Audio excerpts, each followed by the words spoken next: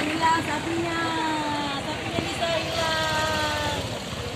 hilang sapinya nih. Di Desa Bonde di Kecamatan Campalagiang. Jadi penerimanya nanti kami sudah bikin tadi atas nama Pak Mayadi, pengurus masjid di Desa Bonde.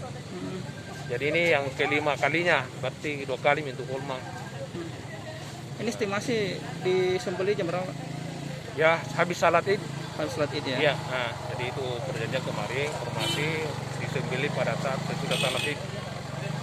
Oke, siap. Rencana akan dibagi-bagi di mana saja? Ya dibagi di sana, ya Pak Panitia Masjid yang lebih pandai di sana Pak. Kita cuma saya antar serahkan sudah, tanda tangan sudah, saya kembali. Nah,